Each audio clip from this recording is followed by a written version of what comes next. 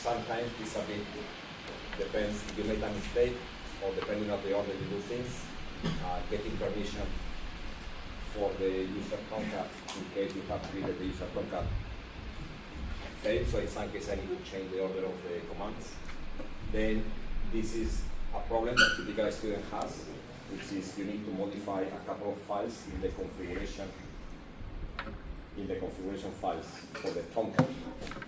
The Tomcat user XML, so that you put the new, so that you create a specific user for using the management console of Tomcat.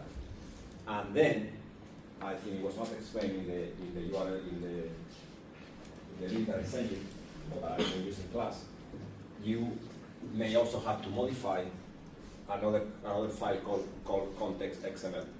And basically you have to comment out a line that restricts the access to the Tomcat to the local AC2, because you want to access from outside. Yes? Sounds familiar? Okay, so you did it? Perfect. Okay. So, then, then someone asked me about take a picture before too late. I'm gonna remove it. So someone asked me, and that's what we are going to be discussing today. So that's the reason I didn't fully answer the question. Take picture. Can you take picture?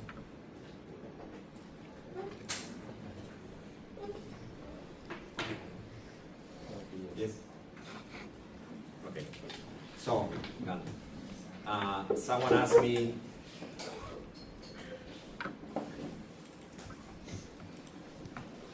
Okay. So who is unletai? So I know who pronounce it. Unletai.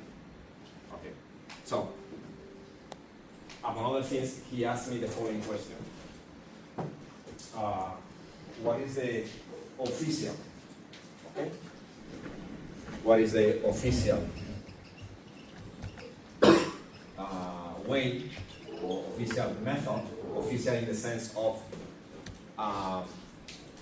Amazon Web Services say that this is the official method to deploy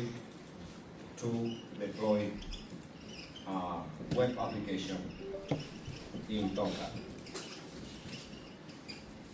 Right?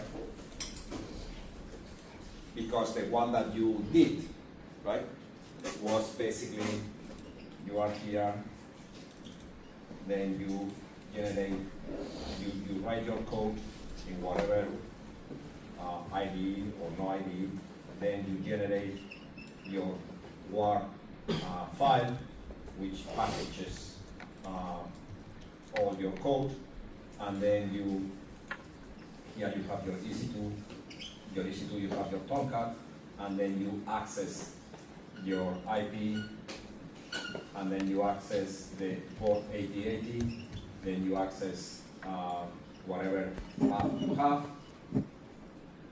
you access manager, and then you use the browser to select the WAR file in your local, and then put it, right? That's what you did. Yes? Yes? Okay, so today, the first part of the class, we are going to be looking at different ways of doing that. Now, the question is, and I think you can answer, I think you can answer the question.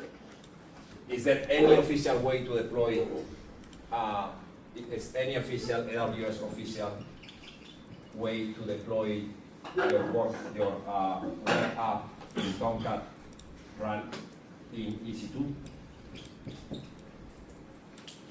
What is the answer? And why? Ty, did you think about that? I told you that you probably can figure it out yourself.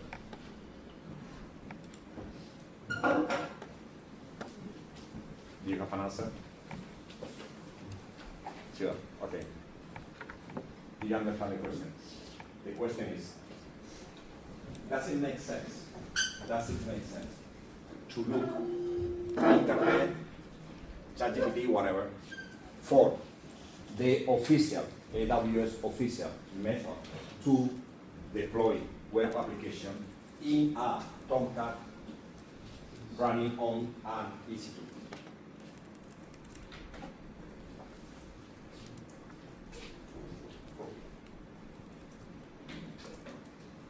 Does it make sense to look for it or not?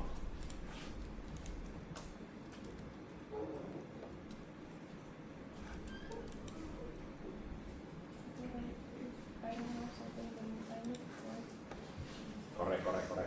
Yes. But because there are so many things that we don't know, okay? So we look for all of them. We just. I mean, there are things. So the point of this class, right, is to get familiar with cloud computing. You know how things work. Not to get familiar with every possible service. Why? Because they keep changing. But to understand the basic, and there are a few basic principles, right? Let me ask you the following question. So, what is a good question?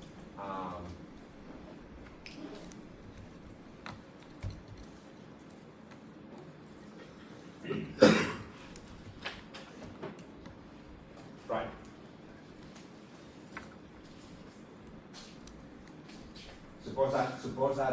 Suppose that you go to a hotel and you book a room, right? And you bring, for whatever reason, your own refrigerator to the room. Okay? Doesn't make any sense to go to the manager of the hotel and ask him for the official way of using your refrigerator in that room. The hotel doesn't know anything about your refrigerator. It is your problem to bring the refrigerator into the room. AWS, that's the answer to your question. AWS doesn't know anything about Tomcat. Tomcat is not an AWS product. It is not. So therefore, and AWS, for any practical purposes, is totally ignorant of Tomcat. So because it's ignorant, it doesn't produce a documentation to tell you what to do with your refrigerator. It doesn't even know that quote exists. Certainly not that exists in your. So in the cloud, and that's to the thing. Yes, when we don't know, we look, but when we sort of learn, kind of the search get pruned, which is a good thing. So we don't, every time we don't start searching from scratch, we already prune some of the branches so that we reach the what we are looking for. We don't go brute force in a sense, right? We prune. Okay. So that's this insisting on this because in the cloud there are things that is your responsibility, and there are things that are AWS or the cloud responsibility. And we need to understand what is my responsibility and what is the cloud. What can I expect from AWS to provide to me, and what do I have to do by myself? And it is not AWS concern. I answered your question. There is one exception that maybe there are others, but that one that is very clear of what I have said so far, which is the case of MySQL and the case of other either SQL or NoSQL database management system. Right? These products are not AWS, but they are so common and so important, and the usage is so widespread that, as I mentioned, what AWS does is kind of create a wrapper around that, so that now you don't talk with this guy directly, you talk with the wrapper, and the wrapper talk with the guy. So it's not ignorant. Okay? And if we, I don't know yet, if we work on that, you will see that it's ugly. You know, the solution is like, you can see that it's an afterthought, it's a patch. Okay? But anyway, we will see if that is it. Understood? There is, I'm gonna jump here just a moment. Sorry. Yeah. Okay. No, sorry.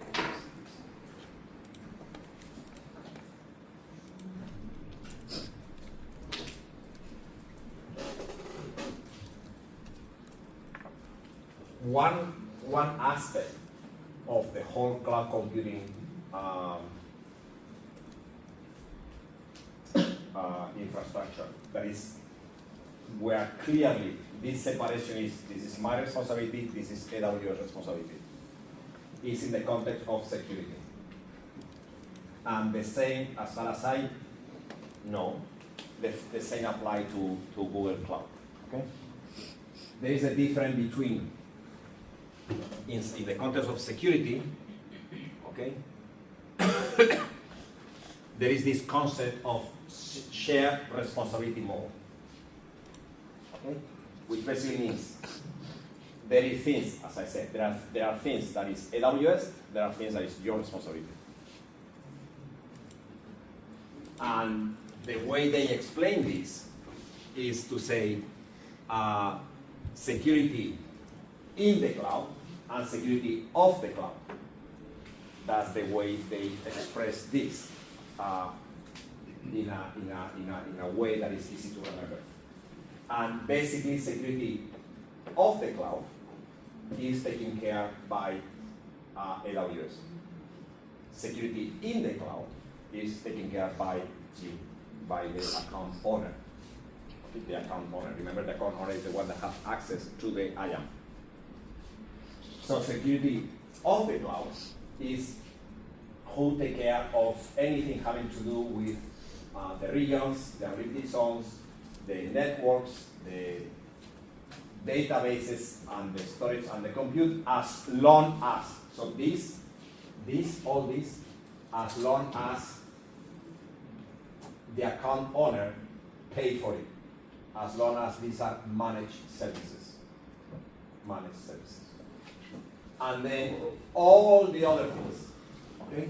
So the customer data, the security for the application, the identity and access control management of the application, and also of the users of the account. Operating system, if you are taking care. Firewall configuration, if you are taking care, for example. One thing that, yes or yes, you did in order to solve the assignment or activity was to open the firewall of your EC2 to open the port 22 for SSH connection, right? You did. Otherwise you will not be accessed. Now, if there is a problem and someone get the private key from your laptop and access your EC2 via SSH because the door is open and because you lost the keys. That's not AWS problem. Okay? That's not AWS problem. Okay? That's your problem. Okay. So what is the AWS responsibilities? Well, take care of the physical security of it. They are the ones who put someone, like we do here in BU. We pay some people to be around and take care of the campus, right? Someone has to do that, so AWS does that, we don't do that. Who take care of making sure that the hardware is up to date, that all the host operating system, meaning the real hardware, is, it has the logging and auditing and all that. Who take care of the infrastructure to avoid intrusion detection and other attacks. Who take care of virtualizing all the infrastructure and making sure from the security point of view that the different virtual machines are in complete isolation. All that is AWS responsibility. We don't do anything of that, and we cannot do anything about that. We don't even know where the centers are. Now, what is our responsibility as user? Well, again, depends on, remember that scale that we discussed last week, more responsibility, less responsibility, more money, less money. Well, if we move towards we take care, then like we are doing with EC2, then we are, and we did it, to take care of the operating system. We decided to install a Linux machine. We actually took care of patching and maintenance. Remember, in the very, very, very likely, in order to get this thing done, you did something like apt update, and very likely you also did apt upgrade.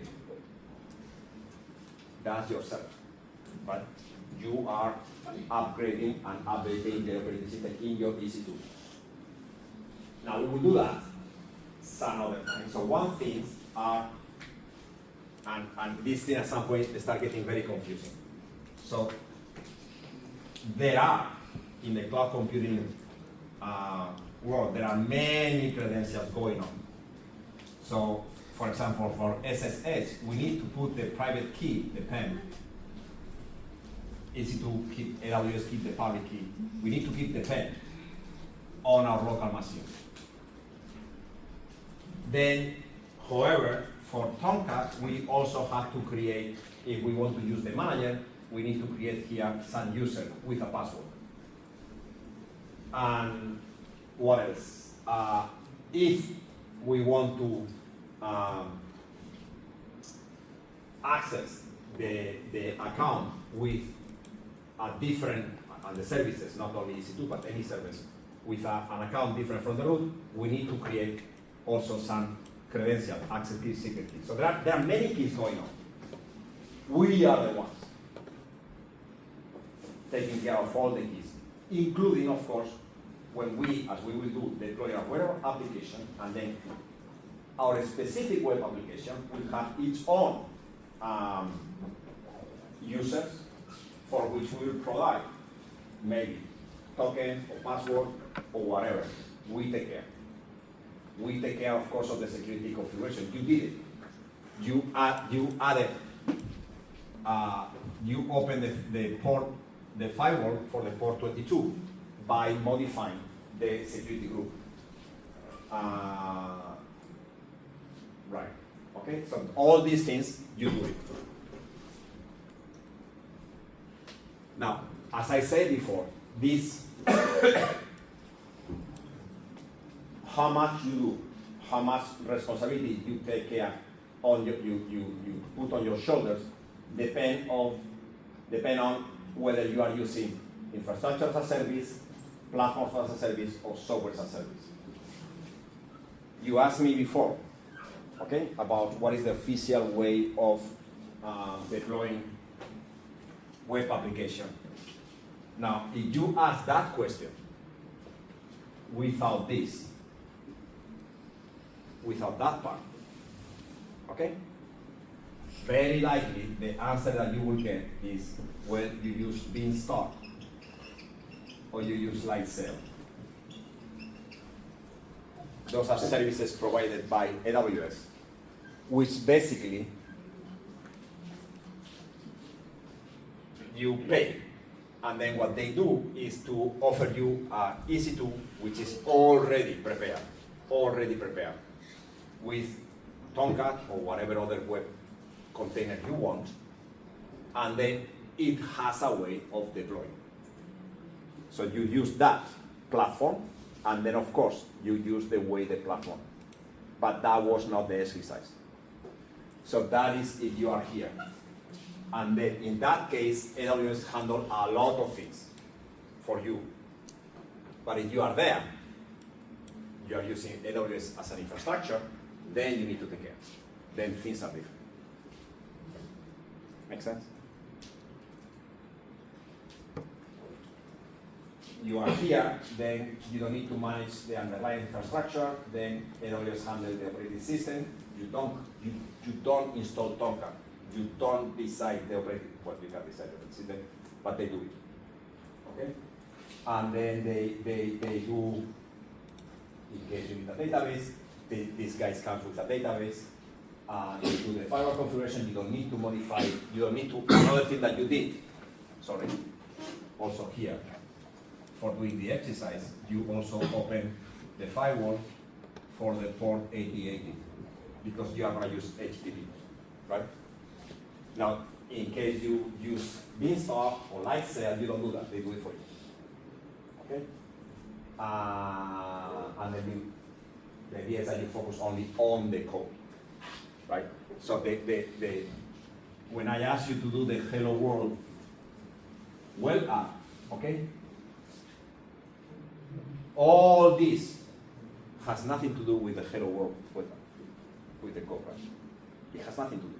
It's just all you need in order for the web app to. So that's kind of the sales pitch of AWS is, hey, you pay me for this. Close the laptop. You don't need it. Very good. So they give you this. Okay?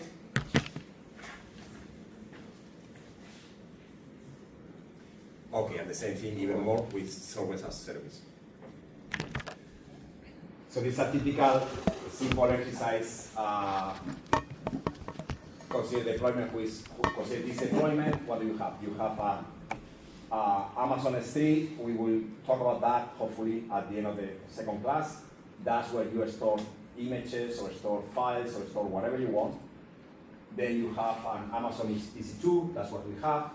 And let's say that you have also an instance running a database. Okay? And then ask you who is responsible of upgrades and patches to operating system on the EC2 instance. Who is responsible? Who is responsible? Patches to the upgrades and patches to the operating system on the EC2 instance. So the EC2 instance is running is running on an operating system, right? And that operating system needs to be upgraded and updated. Who is responsible?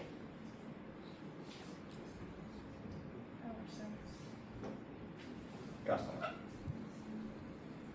Second, who takes care of the physical security of the data center? AWS.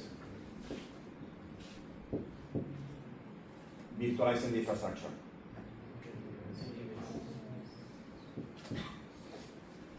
EC2 security group setting.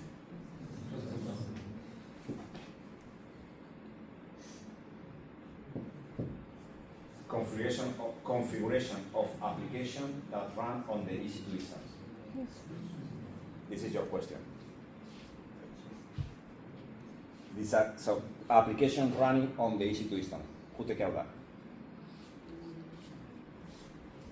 Customer. EC2 doesn't know anything. I guess. 6. Now, Oracle updates, so updates on the database, if the Oracle instance run as an Amazon RDS instance, that means as a managed service, so that is AWS. Oracle upgrade or patches Oracle runs on an EC2. That means I have my EC2, I have installed Oracle database on my EC2. Who take care? That's exactly the same thing that who take care of Tomcat, the customer. Packet access configuration, we have not seen that, but that actually the customer. That you decide, it's like the firewall, you decide who do that. Let's see if we get it right. Okay, the customer, AWS, the customer, AWS, the customer, very good. Okay? We understand? So not everything is AWS, not everything is the customer.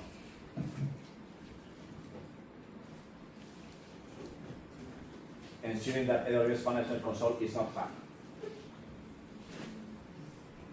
Right? We know what the AWS Management Console is, right? That's what when we access. To make sure that that web service is not hacked. I hope so. Otherwise, we have a problem. Configure the subnet. I think this is the customer. We have not studied that, but that's the customer. Configure the VPC, the virtual, I think, or the subnet. I don't know what it means, but this is going to be the customer. Protecting against network outtakes in AWS region. That's going to be AWS. Anything having to region. Securing the SS key. If it means the private key, is me. So it's the customer. Ensuring network isolation between AWS customer data, for sure is the AWS. Ensuring low latency network connection between the web server and the S3 bucket, that's going to be AWS. Enforcing multi-factor authentication for all user logins, the customer. And you did it, or you will have to do it, okay? Okay? I think we got it right, huh? Yeah. Okay. I mean, it's not too difficult in the sense of, well, if I cannot touch the regions, but of course you're right. If I don't know if I can or if I cannot, I cannot answer. But at some point you know what you can do and what you cannot do. Well, nobody can ask you for responsibility or something that you cannot do. The same thing that I cannot ask AWS responsibility for something that AWS cannot do. If I install my Tomcat, that's my responsibility, not AWS. AWS responsibility is that if I don't open the port 8080, nobody should connect. That's AWS responsibility, if I don't open. So AWS responsibility is enforce the firewall that I have set up. But if I have set up a wrong firewall, that's my responsibility. Okay? Any question? So that's going. This idea that there are things that I do, there are things that AWS does, or the cloud does. And understanding that that is key, specifically in the security aspect, but also in other things, as you were saying before. How do I deploy? Well, you have to figure out.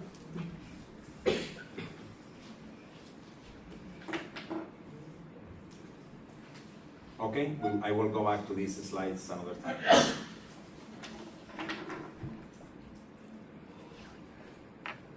Okay, now.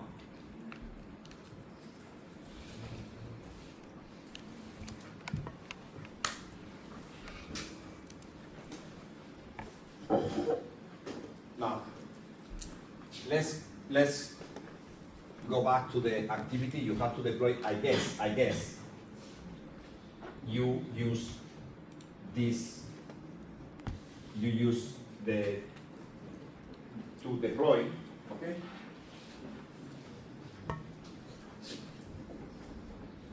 To deploy, you basically do it in several steps. You compile or build the work. Okay. Then step 2, you access the Tomcat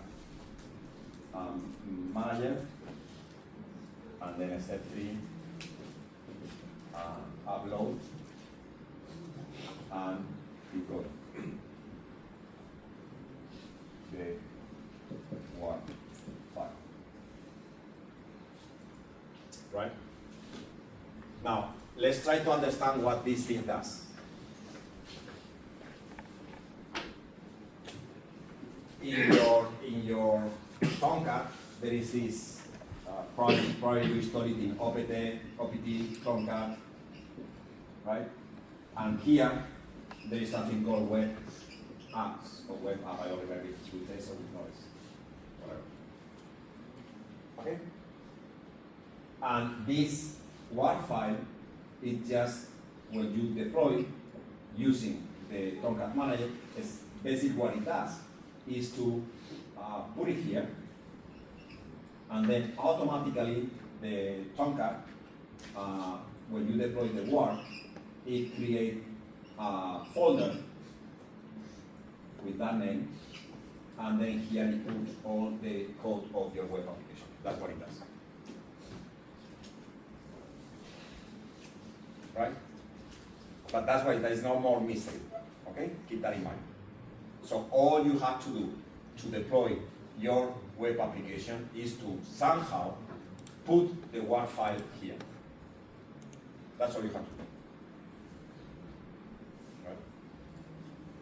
This system that you follow, which is not the official but the obvious one, the obvious one, the first one that you can come into mind, has one problem, in my opinion. What is the problem? Are you happy with that? Is there anything that you didn't like about that process? You have to type everything to a WAR file, and it's hard to update it. It's hard to? Hard to update the container file whether you have to process. Right. So, yes, in real life, okay, so we first we develop or we write code, then we test, right, or we sort of deploy, then we test, and then if we are happy, okay, if we are not happy, we come back, right? That's what we do all the time. Now, if there are two issues. One that is not important for the purpose of what I want to explain. But I hope you also have Tomcat in your local laptop so that you can do the test locally, right? You did that? Right? Okay. But then you're right. Then if you want to really test, not on your laptop, but on the web server, which we will need. Why? Because we will do applications that only run on the web server, not on the local laptop. You will see that. Okay? Then you need to, as you said, you need to deploy. Now, when you are writing code, right? We change the code many times, and we want to test many times. It's simply not reasonable every single time having to do that. You will have to do it, but what is not reasonable is that if the WAR file is 12, 14, 16 megabytes, which is going to be, okay? Then, if your internet connection is not very good, you start getting sick of the whole thing. Okay? And it's just not reasonable every time. I like to tell this little story because it kind of give us an idea of how much computer has evolved and also the work of developers. So back in the 90s, in the US, I was in a conference, and I was like a PhD student, so I was just giving demos to people to come, and there were other people in the same room giving demos. So then at some point there was a break, and then I saw all of them sort of playing with these balls, juggling balls, right? And they were very good. They could pass the ball, 4 balls, 5 balls, 6 balls, amazing. And then I asked them, sorry, but why on earth all of you are so good doing this? And they said, well, we are developers. I said, well, what's the relationship between developer and doing this? I said, well, when we compile, we need to wait. And we have to do something. So it's very traditional that we spend our time doing this. Because it took half an hour to compile the code. It's back in the 80s. And of course, in the 70s, it was like 24 hours. Simple code. But now it's not the case. Now we just press the button, compile, test. Now that process, that is probably the one that you are used to, breaks here when you have to move 24, 50 megabytes to the point, right? It's just not reasonable. It's just not reasonable. So, although this thing exists, no, it is not used. Because of that, for developers, it is not used. It is just not reasonable every time you need to modify your code and test that you have to compile, which yes, you have to compile no matter what, but then also you have to deploy, going to a website, selecting the file, selecting this, clicking this, and then wait until the internet pass all the bytes. It's just not reasonable. And it's not reasonable because you are, essentially, what is the problem? The problem is that you are moving all the things, all. This contains the libraries. Your code can be very simple, but your code is going to use a lot of libraries, and then very quickly you go to 12, 20, 40 megabytes. So what is the other thing that we can do? I guess you have, for the activity that for today, you have a SAN file HTML, right? Right? Okay. Now, so I stop talking. You take that file, okay, and put it in OPT Tomcat Web App root. There is a folder root, okay? If I'm not mistaken. And then put your HTML file, only the HTML file there. See what happened? Here. You have your file in your laptop, right? Put the file in your EC2. Specifically, put the file in the folder OPT Tomcat Web App root. Should be there, if I'm not mistaken, okay? Then, in your browser, access your URL for the EC2, the slash, the file should appear. Okay? Now, how do you move your file from your local laptop to the EC2?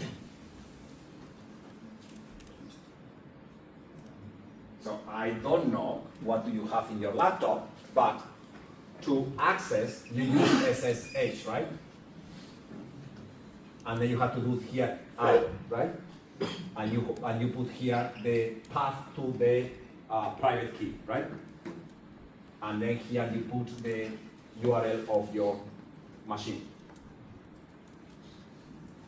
In Linux, we use SCP to transfer file. In Windows, I guess you have something similar to that. And then it's the same, you say then, but you have to do two things. You have to put where is your file and where you want to put your file. So this is your URL, and then this, and then this, and then you put the file here. You look on internet, this is it. Okay? That's basic operating system commands. So you do two things. You copy using SCP or similar. Second, you SSH your machine, and then you do copy from where it is, which normally is in the home, to OPT. Okay? go ahead. Feel free to use internet